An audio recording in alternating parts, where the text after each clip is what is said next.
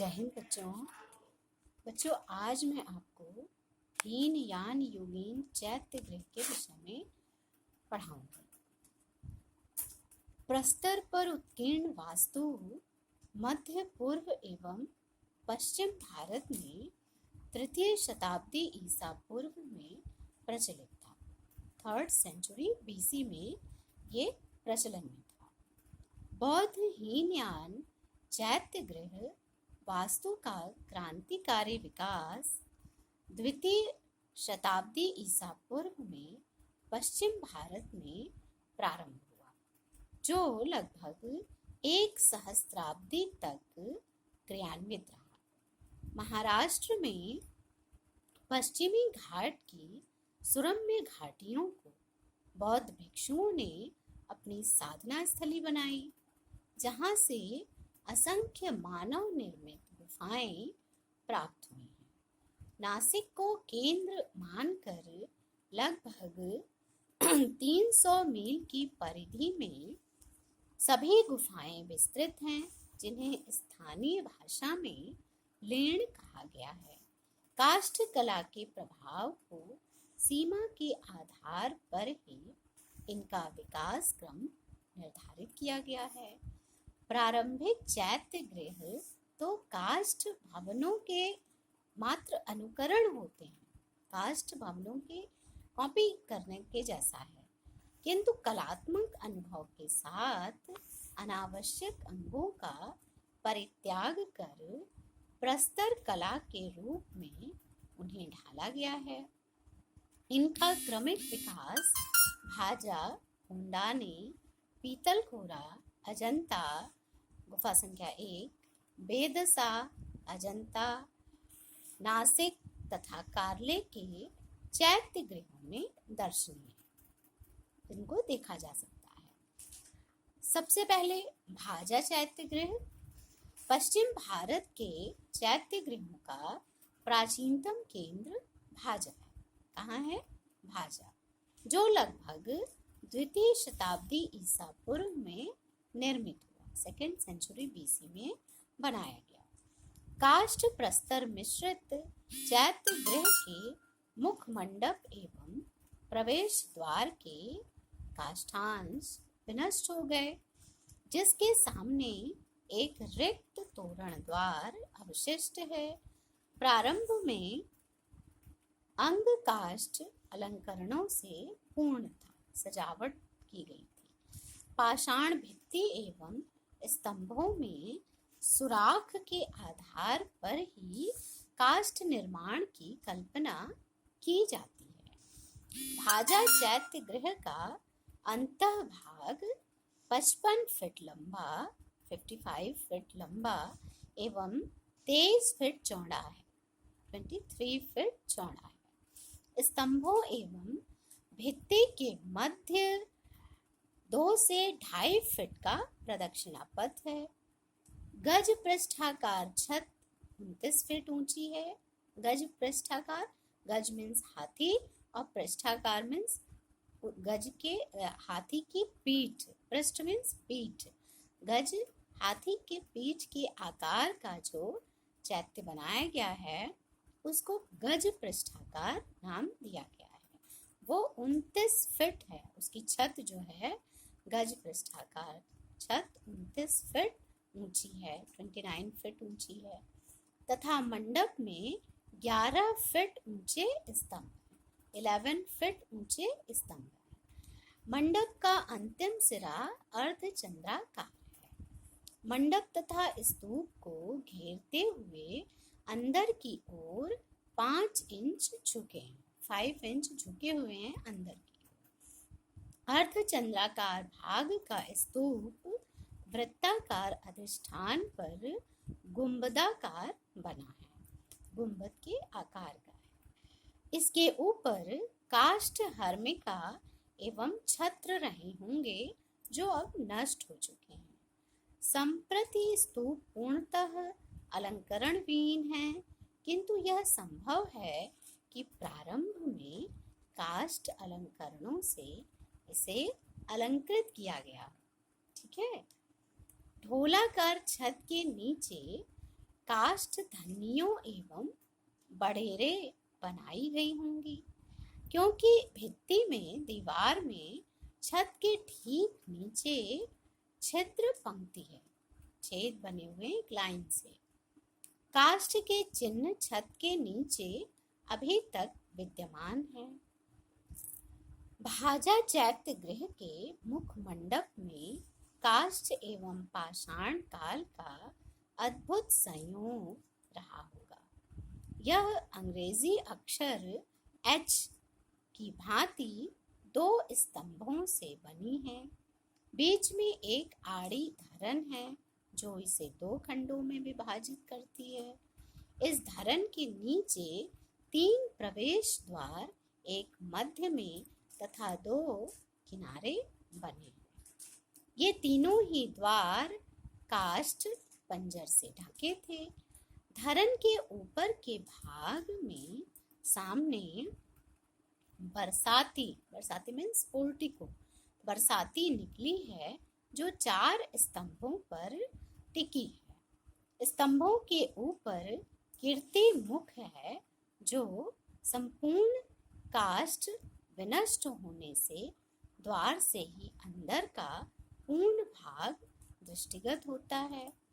भाजा चैत्य में काष्ठ यानी लकड़ी का अत्यधिक प्रयोग ही इसकी प्राचीनता को प्रमाणित करता है। यहाँ पर लकड़ी का अत्यधिक प्रयोग हुआ है, जिससे पता चलता है कि यह अत्यधिक प्राचीन है।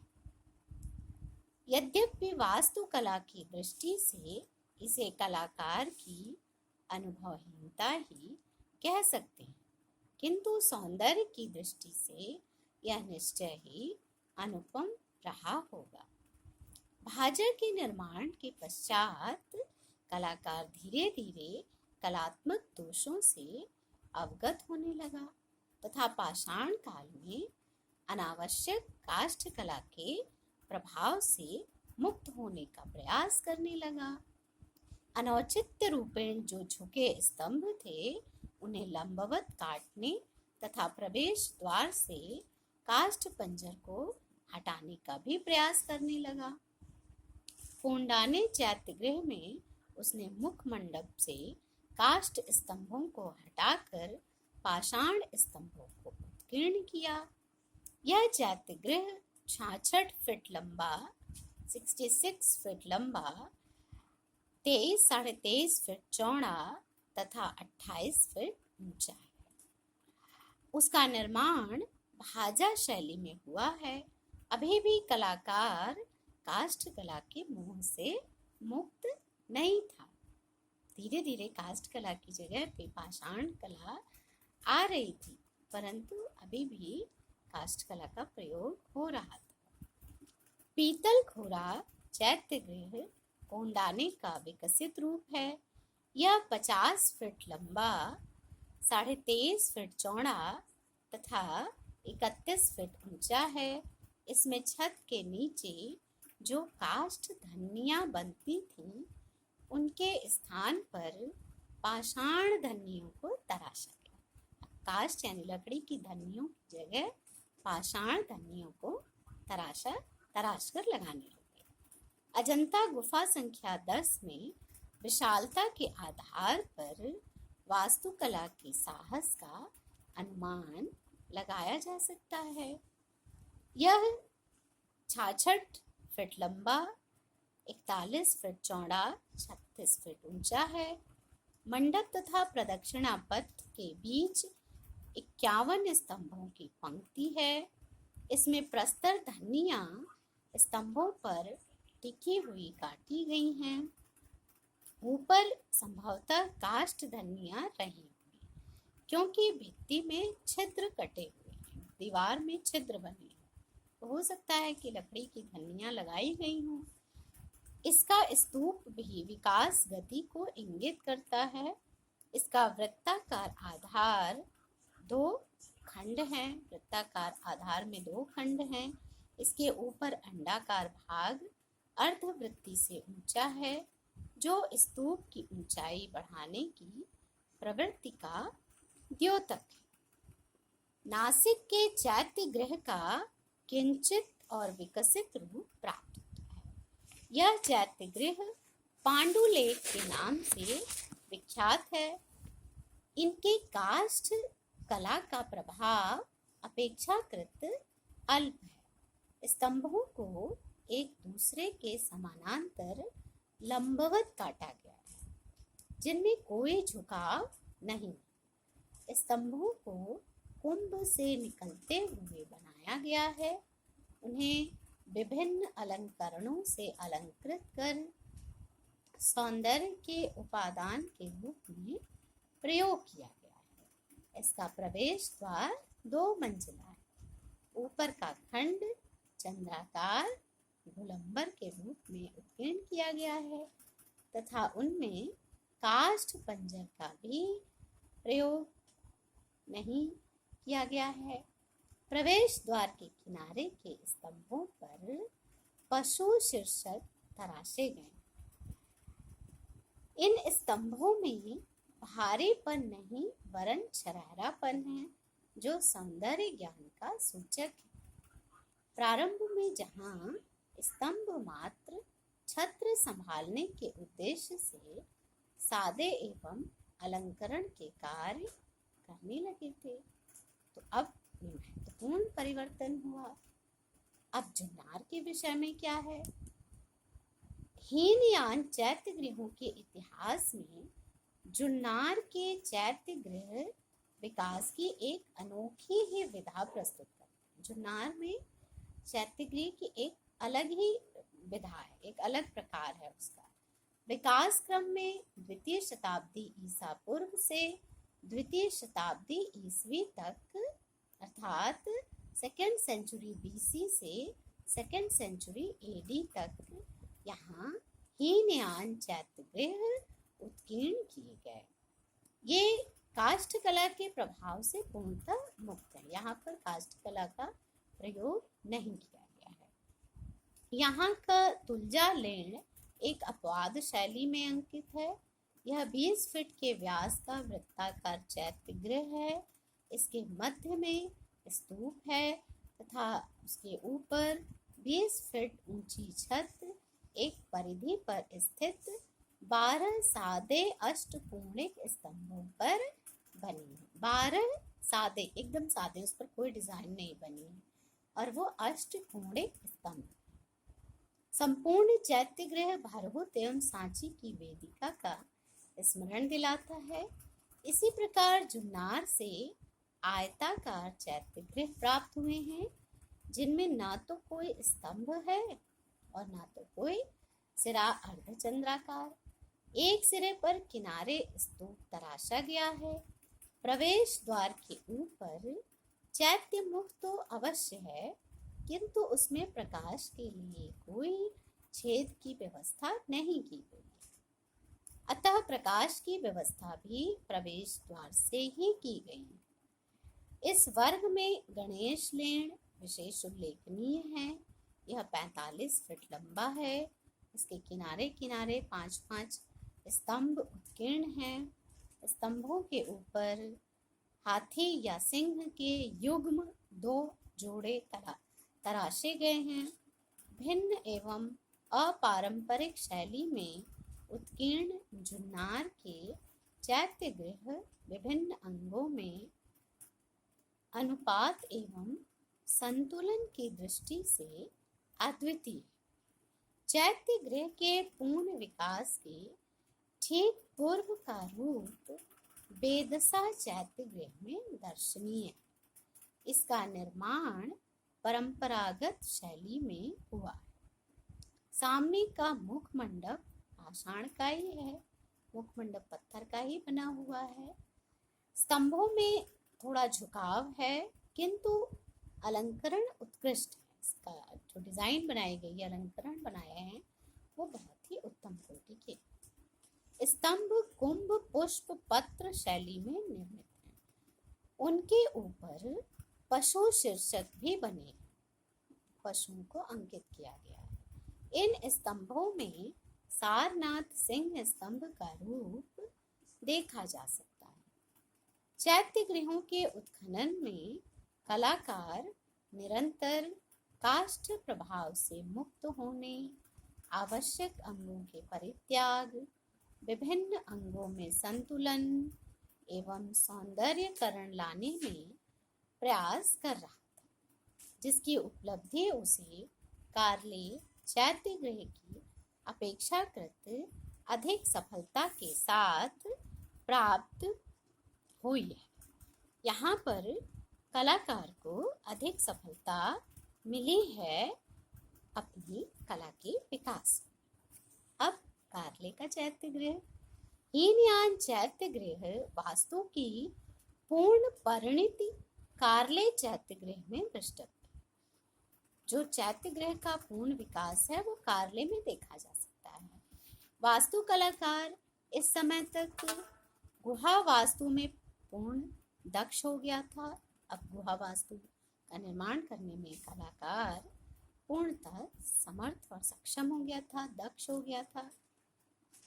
शैलोत्कीर्ण वास्तु के दीर्घानुभव के पश्चात उसने कार्ले में संपूर्ण जम्बू द्वीप का सर्वोत्तम चैत्य गृह उत्कीर्ण किया, जिसमें मूर्ति एवं वास्तुशिल्प का अनुपम संगम है। वास्तुगत दृष्टि से यदि गुफा का विश्लेषण किया जाए तो निम्नलिखित विशेषताएं परिलक्षित होती हैं। सबसे पहले नंबर 1, चैत्य गृहों के मुख मंडप के समक्ष दोनों किनारे 2 पृथक स्तंभ निर्मित।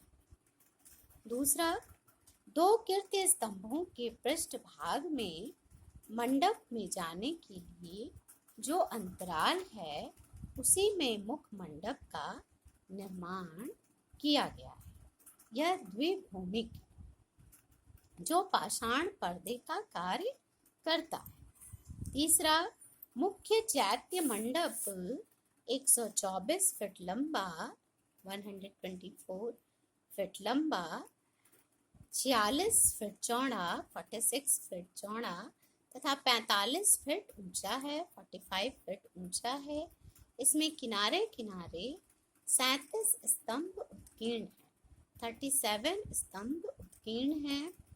15-15 स्तंभ दोनों किनारे हैं तथा 7 स्तंभ स्तूप को घेरते हुए बने हैं। स्तंभों एवं भित्ति के किनारे, स्तंभों एवं भित्ति के मध्य 10 फीट चौड़ा प्रदक्षिणा पथ है। 10 फीट चौड़ा, 10 फीट चौड़ा प्रदक्षिणा पथ है। 5वां, मंडप की छत गोलाकार है किंतु किनारे के भाग कुछ फैले हैं।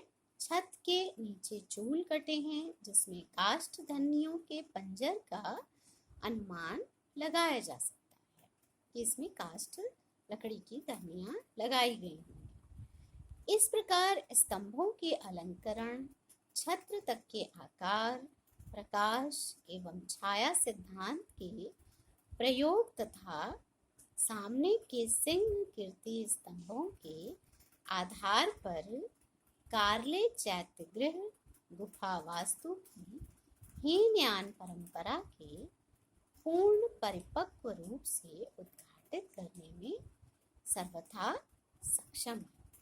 हीनयान परंपरा का जो चैत्यगृह है उसमें कार्ले का चैत्यगृह पूर्णतः विकसित है, पूर्ण रूप से सक्षम है उसकी विशेषताओं के साथ। 180 ईस्वी में निर्मित कन्हेरी चैत्यगृह का अंत भाग, जो उसका अंत भाग है, कार्ले जैसा ही है किंतु सामने छोटी दीवारों का प्रांगण और उसमें प्रवेश के लिए सीढ़ियां विकास का अग्रिम सोपान है। उसकी प्रवेश द्वार दीवार में 5 झरोखे एक पंक्ति में बने हैं।